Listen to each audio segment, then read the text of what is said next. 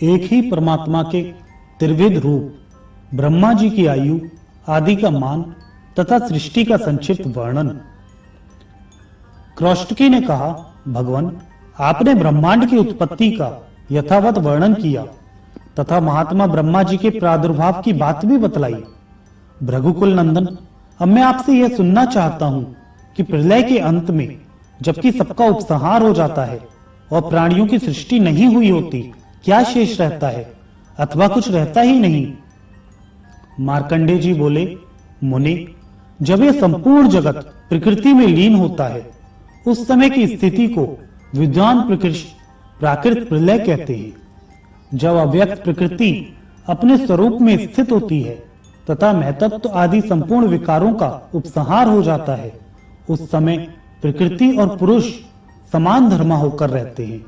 उस समय सत्व और तम समान रूप में और परस्पर ओतप्रोत रहते हैं तथा जैसे तिल में तेल और दूध में घी रहता है, उसी प्रकार तमोगुण और सत्वगुण में रजोगुण घुला मिला होता है। जब परमेश्वर की योग दृष्टि से प्रकृति में क्षोभ होता है, तब महान अंड के भीतर से ब्रह्मा जी प्रकट होते हैं। यह बात तुम्हें बतलाई जा चुकी है। यद्यपि ब्रह्मा जी संपूर्ण जगत की उत्पत्ति के स्थान और निर्गुण हैं, तथापि रजोगुण का उपभोग करते हुए सृष्टि में प्रवृत्त होते हैं और ब्रह्मा के कर्तव्य का पालन करते हैं। फिर परमेश्वर सत्वगुण के उत्कर्ष से युक्त हो श्री विष्णु का स्वरूप धारण कर धर्म पूर्वक प्रजा का पालन करते हैं। फिर तमोगुण की अधिकता से युक्त हो रुद्र रूप धारण करके संपूर्ण जगत का संहार करते और निश्चिंत सोते हैं। इस प्रकार सृष्टि, पालन और संहार, इन तीनों कालों में तीन गुणों से युक्त होकर वे परमेश्वर वास्तव में निर्गुण ही हैं। जैसे खेतीहर पहले बीज को बोता, फिर पौधे की रक्षा करता और अंत में खेती पक जाने पर उसे काटता है, तथा इन कार्यों के अनुसार बोने वाला, रक्षा करने वाला और काटने वाला, ये तीन नाम धारण करता है, उसी प्रकार एक ही परमेश्वर भिन्न भिन्न कार्यों के अनुसार ब्रह्मा, विष्णु तथा रुद्र नाम धारण करते हैं। ब्रह्मा होकर संसार की सृष्टि करते और रुद्र होकर उसका संहार करते हैं तथा विष्णु रूप में इन दोनों कार्यों से उदासीन रहकर सबका पालन करते हैं। इस तरह स्वयंभू परमात्मा की तीन अवस्थाएं होती हैं। रजोगुण प्रधान ब्रह्मा, तमोगुण प्रधान रुद्र और सत्व प्रधान विश्व पालक विष्णु हैं। यही तीन देवता हैं और यही तीन गुण हैं। ये परस्पर एक दूसरे के आश्रित और एक दूसरे से मिले से रहते हैं। इनमें एक क्षण का भी वियोग नहीं होता।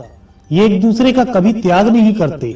इस प्रकार जगत के आदि कारण देवादिदेव चतुर्मुख ब्रह्मा जी रजोगुण का आश्रय लेकर सृष्टि के कार्य में संलग्न रहते हैं। उनकी आयु अपने ही मान से 100 वर्षों की होती है। उसका प्रमाण बतलाता हूं, सुनो। 15 निमेषों की एक काष्ठा होती है, 30 काष्ठाओं की एक कला, 30 कलाओं का एक मुहूर्त तथा 30 मुहूर्तों का एक दिन रात होता है। यह मनुष्यों के दिन रात का मान है। 30 दिन रात व्यतीत होने पर 2 पक्ष अथवा 1 मास पूर्ण होता है। 6 मासों का एक अयन और 2 अयनों का एक वर्ष होता है। 2 अयनों का नाम क्रमशः दक्षिणायन और उत्तरायण है।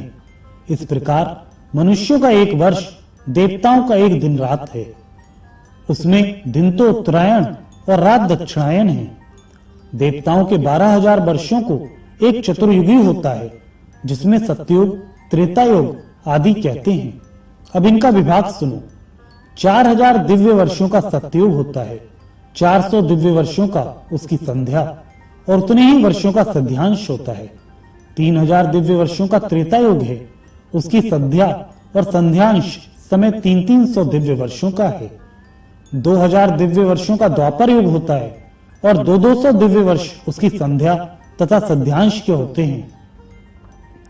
द्विजश्रेष्ठ 1,000 दिव्य वर्षों का कलयुग होता है तथा 100 दिव्य वर्ष उसकी संध्या एवं संध्यांश के बताए गए हैं। इस प्रकार विद्वानों ने 12,000 दिव्य वर्षों की एक चतुर्युगी बताई है। 1,000 चतुर्युगी बीतने पर ब्रह्मा का एक दिन होता है। ब्राह्मण ब्रह्मा जी के एक दिन में बारी बारी से 14 मनु होते हैं। देवता, सप्तऋषि, इंद्र, मनु और मनुपुत्र ये सब लोग एक ही साथ उत्पन्न होते हैं और एक ही साथ इनका संहार भी होता है। इस प्रकार 71 चतुर्युगों में से कुछ अधिक काल का एक मनवंतर होता है। अब मनुष्य वर्ष गणना के अनुसार मनवंतर का मान सुनो। पूरे 30 करोड़ 67 लाख और 20,000 वर्षों का एक मनवंतर माना गया है। देवताओं के वर्ष से एक मनवंतर में 8,52,000 वर्ष होते हैं। इस काल को 14 गुना करने पर ब्रह्मा का एक दिन होता है। इसके अंत में विद्वानों ने नैमित्तिक प्रलय का होना बतलाया है।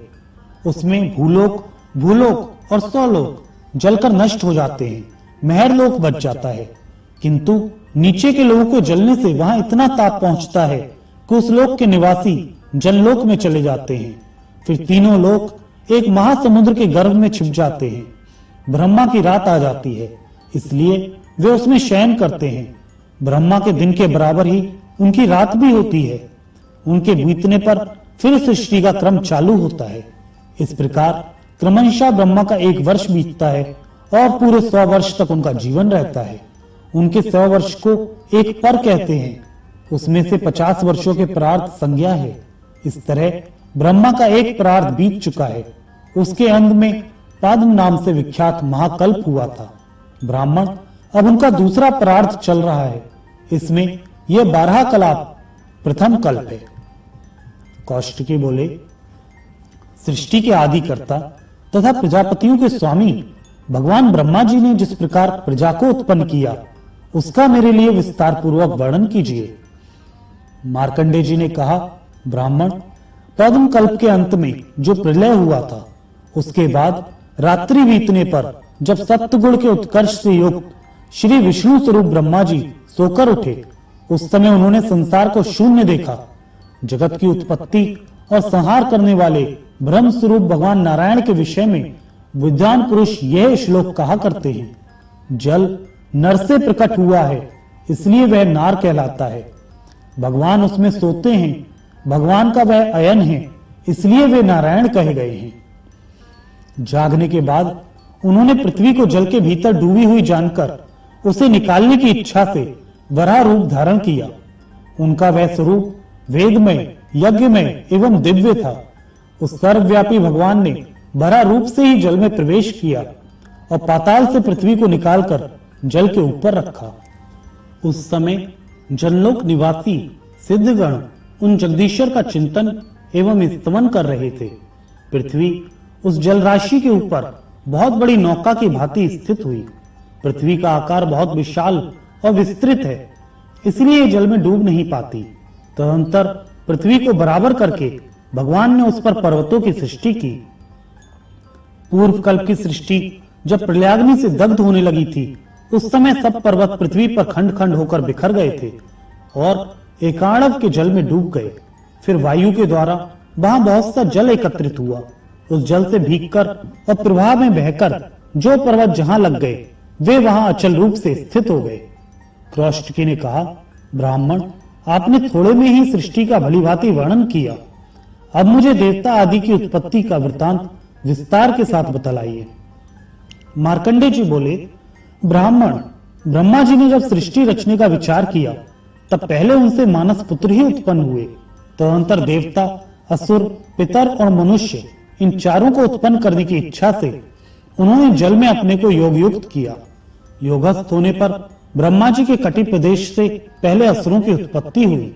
तब उन्होंने अपने उस तमोगुणी शरीर को त्याग दिया। त्यागने पर वह शरीर रात्रि के रूप में परिणत हो गया। फिर दूसरा शरीर धारण करके जब प्रजापति ने सृष्टि का विचार किया, तब उन्हें प्रसन्नता हुई। उस अवस्था में उनके मुख से सत्वगुण के उत्कर्ष से युक्त देवता उत्पन्न हुए। फिर भगवान ब्रह्मा ने उस शरीर को भी त्याग दिया। त्यागने पर वह सत्वप्राय दिन के रूप में परिणत हो गया। तदंतर पुनः उन्होंने सत्वगुणी शरीर को ही धारण किया। उस समय उन्होंने अपने को सबका पिता माना, इसलिए उनसे पितरों की उत्पत्ति हुई। पितरों की सृष्टि के बाद ब्रह्मा जी ने वह शरीर भी छोड़ दिया। वह छोड़ा हुआ शरीर संध्या काल के रूप में परिणत हुआ, जो दिन और रात के मध्य में स्थित होता है। तत्पश्चात भगवान ब्रह्म ने रजोगुण की उत्कटता से युक्त दूसरा शरीर धारण किया। उससे मनुष्यों की उत्पत्ति हुई। मनुष्यों की सृष्टि के बाद उस शरीर को भी उन्होंने त्याग दिया। वह शरीर ज्योत्सना काल के रूप में परिणत हुआ, जो रात के अंत और दिन के प्रारंभ में हुआ करता है। इस प्रकार ये रात, दिन, संध्या और ज्योत्सना काल देवाधिदेव भगवान ब्रह्मा के शरीर हैं। ब्रह्मा जी ने अपने मुख से गायत्री छंद, ऋग्वेद, त्रिवत, स्तनंतर, साम तथा अग्निष्ट यज्ञ को उत्पन्न किया। दक्षिण मुख से यजुर्वेद, त्रिष्ट छंद, पंचदश स्तोत्र तथा ब्रह्मात्म की सृष्टि की। पश्चिम मुख से सामदेव, जगती छंद, पंचदश, वैरूप साम तथा अतिराग्र यज्ञ का निर्माण किया और उत्तर मुख से 21वां अर्थव, आर्तपोयाम यज्ञ, अनुष्टुप छंद तथा वैराज सबको प्रकट किया। उन्होंने कल्प के आदि में बिजली, वज्र, मेघ, लाल इंद्रधनुष और पक्षियों की सृष्टि की तथा उनके शरीर से छोटे बड़े अनेक प्राणी उत्पन्न हुए। पूर्व काल में देवता, असुर, पितर और मनुष्य, इन चारों की सृष्टि करने के पश्चात उन्होंने अन्य स्थावर प्राणियों को उत्पन्न किया। यक्ष, पिशाच, गंधर्व, अप्सरा, नर, किन्नर, राक्षस, पशु, पक्षी, मृग, सर्प आदि तथा स्थावर भूतों की सृष्टि की। उनमें से जिनके पूर्व कल्प में जैसे कर्म थे, वैसे ही कर्म वे पुनः पुनः नूतन सृष्टि में प्राप्त करते हैं। हिंसा, अहिंसा, मृदुता, क्रूरता, धर्म, अधर्म तथा सत्य, असत्य को वे पूर्व जन्म की भावना के अनुसार ही प्राप्त करते हैं और उस भावना के अनुकूल वस्तु ही उन्हें रुचिकर जान पड़ती है। इंद्रियों के विषयों, भूतों तथा शरीरों में स्वयं ब्रह्मा जी ने ही नानात्व के विविधान किया है, उन्हें अनेक रूपों में उत्पन्न किया है। देवता आदि भूतों के नाम और रूप का तथा कार्यों के विस्तार का उन्होंने वेद के शब्दों से ही प्रतिपादन किया है। ऋषियों के नाम भी वेदों से ही निश्चित किए हैं। ब्रह्मा जी की रात्रि का अंत होने पर उन्होंने देवता आदि जिन जिन भूतों की सृष्टि की है, उन सबके नाम, रूप और कर्तव्य का ज्ञान भी वे वेदों से ही प्रदान करते हैं। जिस ऋतु में जिस प्रकार के अनेकों चिन्ह देखे जाते हैं, युगादि में सृष्टि होने पर वे सभी वैसे ही दृष्टिगोचर होते हैं। रात्रि के अंत में जगे हुए अव्यक्त जन्म ब्रह्मा की सृष्टि प्रत्येक कल्प में ऐसी ही होती है।